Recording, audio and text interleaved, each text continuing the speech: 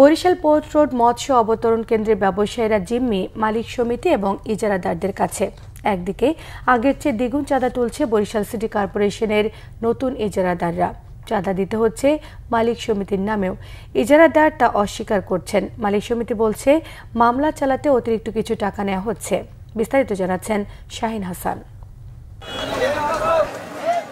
সর্বোচ্চ দরদাতা হিসেবে Barishal port road মৎস্য অবতরণ কেন্দ্রের ইজারা পান সুরুজ শিকদার কালু।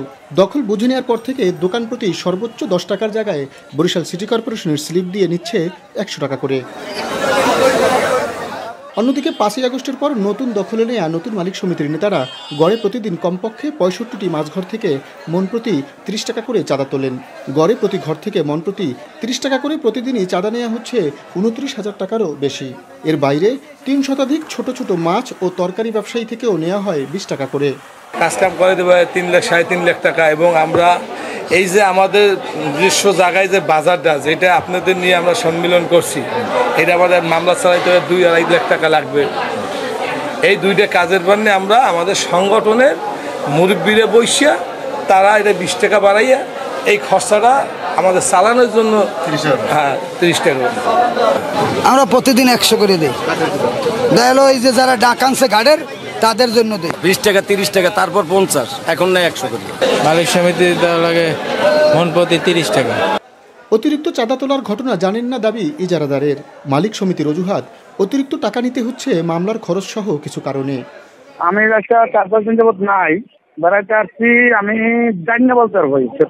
আমি সঠিক জানতেছি না ওরা কি করতেছে না করতে, জানিয়ে নিচ্ছ বোনের বিয়ে নিয়ে আমাদের দৌড় দিতে ঝামেলা পারবে। অনিয়ম পেলে ব্যবস্থা নেওয়া হবে বলে জানিয়েছে শ্রম অধিদপ্তর ও বরিশাল সিটি কর্পোরেশনের প্রধান নির্বাহী কর্মকর্তা। এই গঠনতন্ত্র বিরোধী বা আইন বিধিমালার বিরোধী কাজ করে, তাহলে এরকম যদি কোনো অভিযোগ আমরা পাই তাহলে সেটা তদন্ত করব। তারপরে যদি তদন্তে দেখি যে এটা কোথাও ত্রুটি আছে বা সমস্যা আছে, সেক্ষেত্রে আমরা এটা তাদের বিরুদ্ধে ব্যবস্থা নেওয়ার জন্য শ্রম আদালত থেকে মামলা দায়ের করতে পারবো। এবং এটা মালিকানা মানে এই প্রতিষ্ঠান মানে এই কোনো ব্যক্তি না আর কি। এই এরকম যদি প্রতিষ্ঠান তার নিজস্বভাবে তার মালিকানাটা আমি যতটুকু জানতে পারলাম এখন পর্যন্ত। তারপরে যেহেতু কোর্টে মামলা চলমান, বিস্তারিত আর না বলি আর কি, কারণ কোর্টে মামলার পরে এখান থেকে যে সিদ্ধান্ত আসবে কোর্টের আদেশের প্রেক্ষিতে আমরা পরবর্তী কার্যক্রম গ্রহণ করবো। ইজারাদার ও মালিক সমিতির চাঁদাবাজি থেকে রক্ষা চান বরিশাল পোর্ট রোড মৎস্য অবতরণ কেন্দ্রের ব্যবসায়ীরা। শাহিন হাসান, বাংলা ভিশন, বরিশাল।